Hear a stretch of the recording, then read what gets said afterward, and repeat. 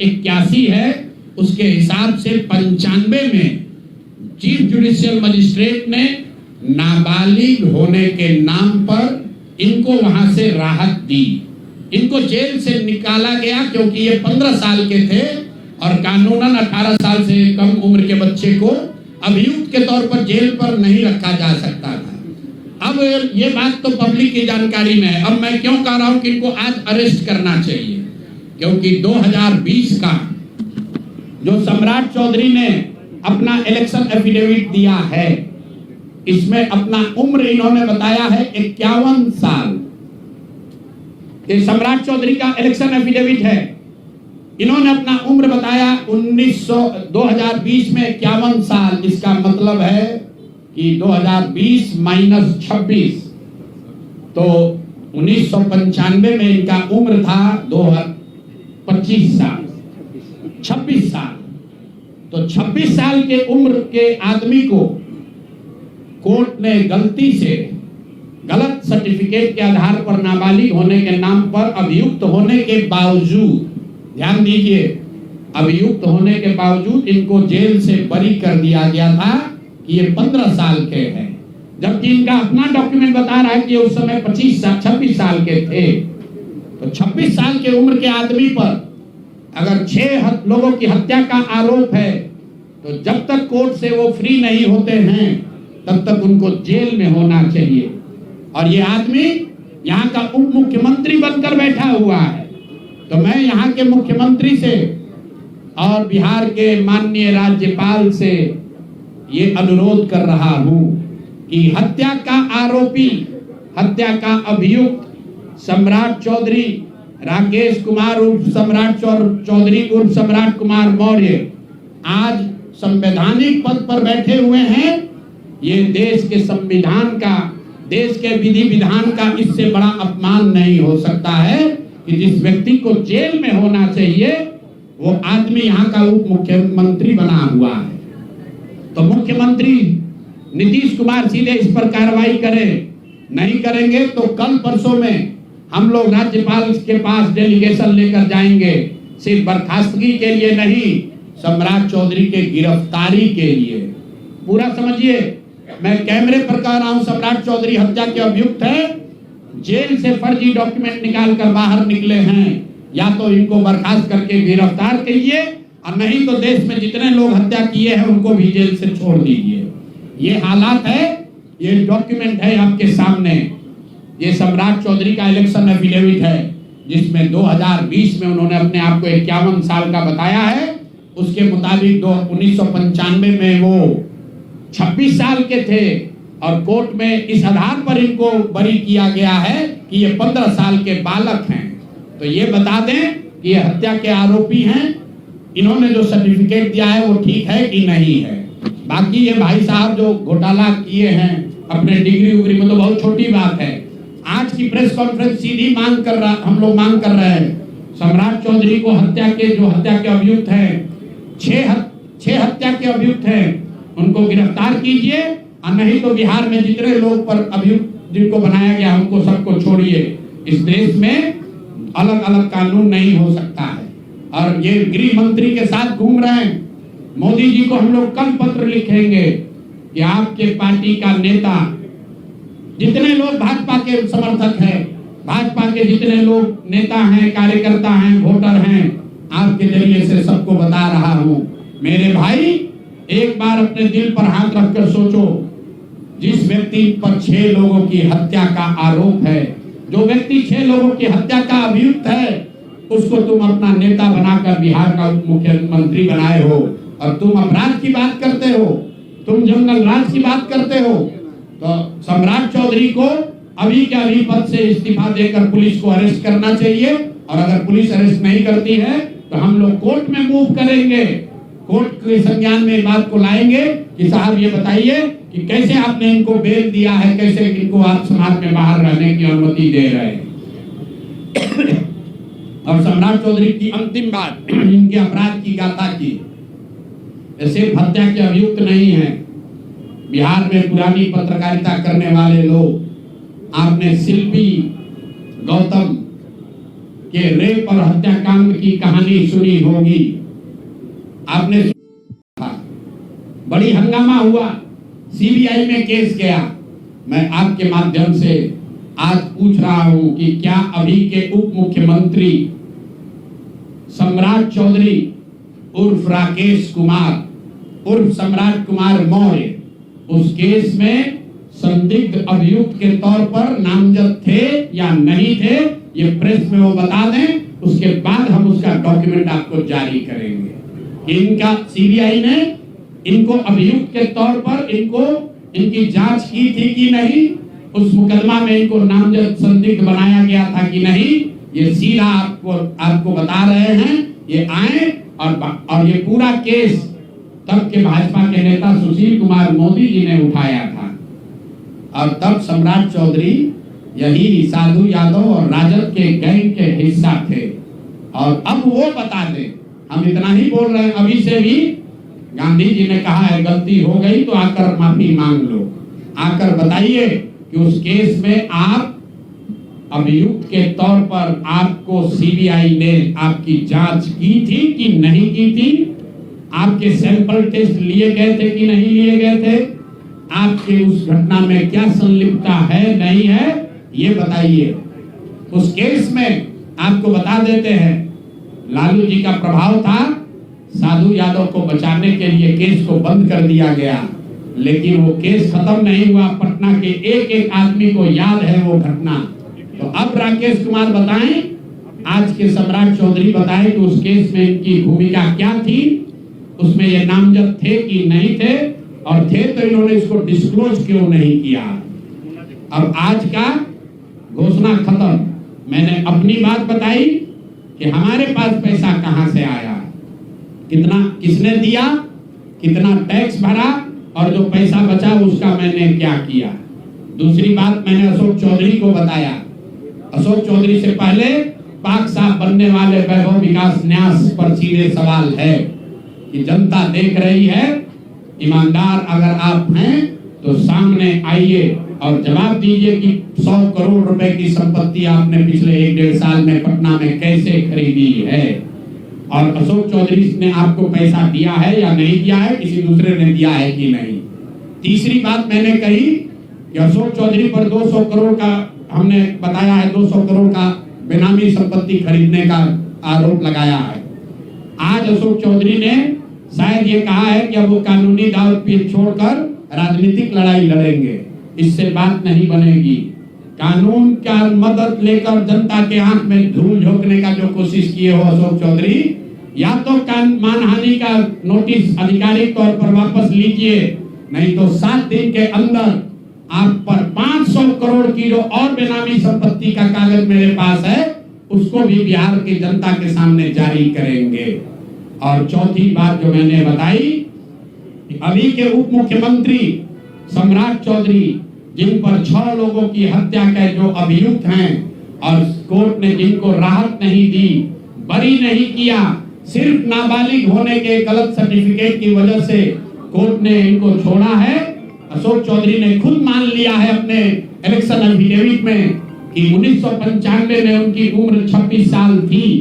तो अब अशोक चौधरी को तुरंत पद से बर्खास्त करके उनको गिरफ्तार किया जाना चाहिए। सम्राट चौधरी, सॉरी, ये दोनों चौधरी में कंफ्यूज कर गए। सम्राट चौधरी उप मुख्यमंत्री को जो हत्या के अभियुक्त हैं, इनको पद से सिर्फ इस्तीफा नहीं देना है, इनको पुलिस अगर गिरफ्तार नहीं करती है तो जन सुराज कोर्ट में मूव करेगा। कल हम लोग गवर्नर से टाइम लेंगे। और अंतिम बात जो मैंने कहा कि अगर इससे भी बात नहीं बनती है, इनका आपराधिक चरित्र खुलकर नहीं आपको दिखता है, तो शिल्पी गौतम हत्याकांड में अपनी भूमिका पर आकर प्रेस में बता दें कि ये उसमें एक संदिग्ध अभियुक्त के तौर पर सीबीआई ने इनकी जांच करी थी कि नहीं करी थी। अगर ये कहते हैं नहीं की थी तो हम आपको डॉक्यूमेंट जारी करेंगे, सीबीआई के डॉक्यूमेंट, कि इनकी स्थिति उसमें क्या थी। अब मेरा बात खत्म हुआ, अब आपको जो सवाल करना है वो कर लीजिए। आरजेडी कांग्रेस की चुप्पी क्या कहती है सर इस केस में? आरजेडी कांग्रेस की चुप्पी ये करती है कि चोर चोर मौसेरे भाई, ये हमाम में सब नंगे हैं। दिलीप जायसवाल ने मेडिकल कॉलेज का कब्जा आरजेडी के तब के सीमांचल के बड़े बाहुबली नेता की मदद से किया। और अपने लूट के उस खजाने से आरजेडी के खजाने में भी दान पत्र में भरा। तभी तो रबड़ी देवी खड़े होकर कहती हैं कि दिलीप जायसवाल जी तो हमारे मुंह बोले भाई हैं। तो जितने लोग राजद को, लालटेन को वोट देते हैं, देख लो भाई, एक और कहते हैं कि हम भाजपा से लड़ रहे हैं और एक और भाजपा के नेताओं के साथ मिलकर सिखों का कॉलेज कब्जा किया है, उससे पैसा तहसील रहा है, उसके कॉलेज से अपने बच्चों का गलत मेडिकल का डिग्री दिलवा रहा है। कांग्रेस का कोई महत्व नहीं है। कांग्रेस पर इतना भ्रष्टाचार का आरोप है कि भ्रष्टाचार का नाम सुन के डर के भागता है, सोचता है कि भ्रष्टाचार पर कुछ बोलेंगे तो लोग तू पूछ लेगा कि तुम भी तो नेशनल हेराल्ड में घोटाला किए हो, तुम भी तो 2 लाख करोड़ का घोटाला किए थे। अगर कांग्रेस वाले बिहार में 70,000 करोड़ के सीएजी का बात करेंगे तो सामने वाला भाजपा वाला कहेगा कि 2 लाख करोड़ आप पर भी तो चोरी का इल्जाम था। लेकिन जमशुराज और प्रशांत किशोर पर आप चोरी का इल्जाम नहीं लगा सकते हैं और आगे कोई कंफ्यूजन न करे, इसीलिए आगे कोई बात कहने से पहले हमने अपना अकाउंट जारी कर दिया। 241 करोड़ के इनकम का, उस इनकम पर भरे हुए जीएसटी का, उस पर दिए इनकम टैक्स का और उसके बाद जो 98-98.5 करोड़ डोनेट किया पार्टी को, उसका अगर कोई गलती हो तो फांसी पर चढ़ा देना, लेकिन अपने बराबरी में खड़ा मत करो। तुम चोर हो, तुम बिहार को लूटने का षड्यंत्र कर रहे हो। तुम्हारे जीवन का उद्देश्य बिहार को लूटना है, मेरे जीवन का उद्देश्य बिहार को बनाना है, दोनों में फर्क है।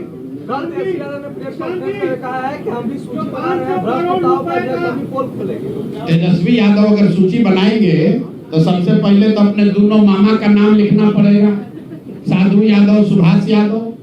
उसके बाद अपने माता पिताजी का नाम लिखना पड़ेगा। चारा चोरी के मामले में, लैंड फॉर जॉब में जाने कितने लोगों का जमीन लिखवा लिए उसके मामले में।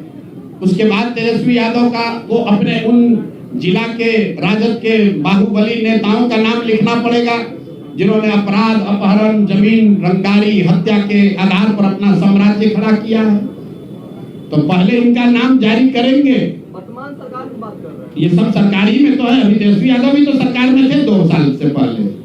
सरकार और विपक्ष दोनों पर कानून, वो पैसा नहीं लेते हैं, उनका विधायक पैसा नहीं लेता है, सैलरी नहीं लेता है, उनके विधायक को घर नहीं मिला है। तेजस्वी यादव को जेट प्लस सिक्योरिटी मिली, उसका पैसा कौन भर रहा है? बिहार की जनता भर रही है। तेजस्वी यादव जिस घर में रहते हैं उसका किराया कौन देता है? बिहार की जनता देती है। राजद का, कांग्रेस का जो विधायक है उसका महीना का पैसा कौन देता है? बिहार की जनता देती है। बिहार की जनता से भत्ता ले रहे हो, सैलरी ले रहे हो, तो तुम चोरी करोगे तो तुम उसका जारी नहीं होगा। हम क्यों नहीं बोल रहे हैं राजद पर? क्योंकि ये तो जाने हुए चोर हैं, पूरा बिहार जानता है ये चोर है। इस चोर को चोर करने का क्या फायदा है? जो चोर है उसको बिहार की जनता ने सिर्फ जाना नहीं, सत्ता से उखाड़ कर फेंक दिया। 2005 के बाद सत्ता के इर्द गिर्द भी आने नहीं दिया। ये बिहार की जनता की समझदारी है। लेकिन उनको चोर बताकर जो लोग सत्ता में आए, जिन पर जनता ने भरोसा किया, वो कितने बड़े अपराधी हैं। उन पर भी हत्या, अपहरण, लूट का वही संगीन अपराध का इल्जाम है जो राजद के नेताओं पर था। इसीलिए तो प्रशांत किशोर और जनसुराज की जरूरत है। ये हमाम में सब नंगे हैं और बिहार की जनता देख रही है, पीछे हटने वाले नहीं है। चाहे कुछ भी परिणाम हो जाए, इनको जीना इनका हराम कर देंगे। जनता इनको, इनके नेता, इनके पार्टी इनको बर्खास्त करेगी। अगर वो नहीं करेंगे तो जनता इनको बर्खास्त करेगी। अगर वो भी नहीं करेगा तो कोर्ट में जाएंगे। इनको लड़ाते लड़ाते जब तक इंसाफ नहीं होगा छोड़ेंगे नहीं। बीजेपी के अशोक चौधरी के प्रॉपर्टी की बात कर रहे हैं। अशोक चौधरी जो कह रहे हैं कि प्रशांत का जो बयान है, कह रहे हैं कि अगर पार्टी के लिए जो पैसा आता है उसके लिए ना तो हम मॉल खरीदेंगे ना तो जमीन खरीदेंगे, लेकिन बीपीएससी अभ्यर्थी जिस समय प्रोटेस्ट कर रहे थे उस समय प्रशांत किशोर, तो भैया तुमको बताए, अभी सुने नहीं यार, प्रशांत किशोर की इनकम 241 करोड़ है, डिक्लेयर्ड इनकम, जिस पर टैक्स भरते हैं 3 साल में। कितना? 241 करोड़। इतना पैसा हमारी अपनी आमदनी है, जिस पर जीएसटी भरा, जिस पर इनकम टैक्स भरा, और खर्च के बाद जो पैसा बच गया उसको बिहार के समाज के लिए दान में दे दिया। 98,550 लाख रुपया जाकर देख। और ये हम नहीं कह रहे हैं, भारत सरकार के इनकम टैक्स में फाइल है, जाकर चेक कर लीजिएगा और आपको भी दे देंगे, आप भी देख लीजिएगा। 500 करोड़ रुपए की प्रॉपर्टी का जो कहीं इंदौर और उज्जैन से तो नहीं जुड़े हैं। मेरे भाई ये देखिए, मैंने आपको कहा दिलीप जायसवाल पर हम लोग कोई इन्वेस्टिगेटिंग एजेंसी नहीं है। अगर हर मंत्री के सारे भ्रष्टाचार के पैसे और संपत्ति का हम घोषणा करने लगे तो 2-4 दिन ये प्रेस चलता रहेगा। हमने दिलीप जायसवाल को बताया कि आदमी अपराधी है, भ्रष्टाचारी है। उसके बाद वो आदमी सरेंडर कर गया, मूर्छित हो गया।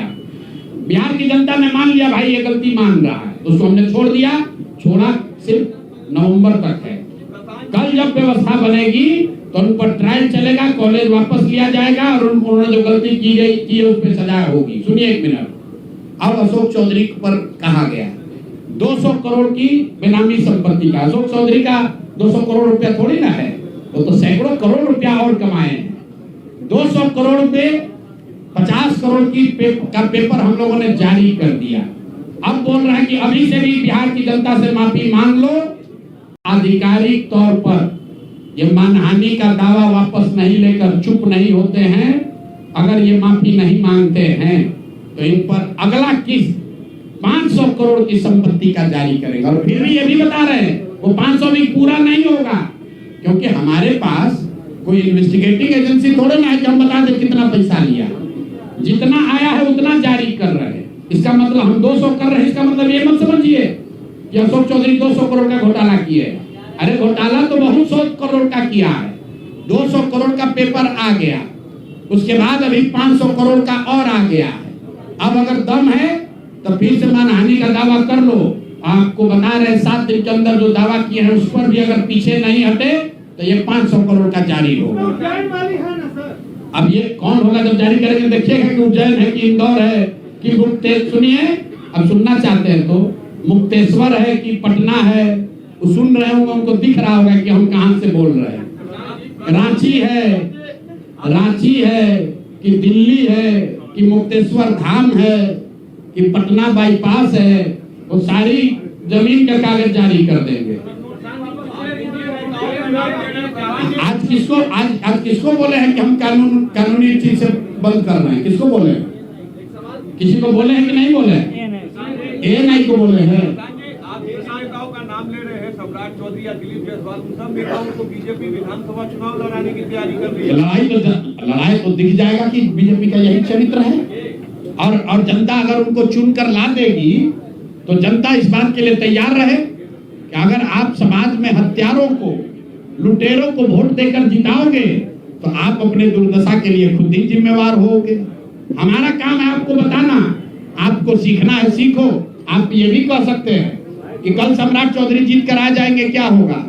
पहली बात तो ये चुनाव लड़ेंगे नहीं, इनकी हिम्मत नहीं है। अशोक चौधरी चुनाव लड़े हैं, सम्राट चौधरी चुनाव लड़े हैं,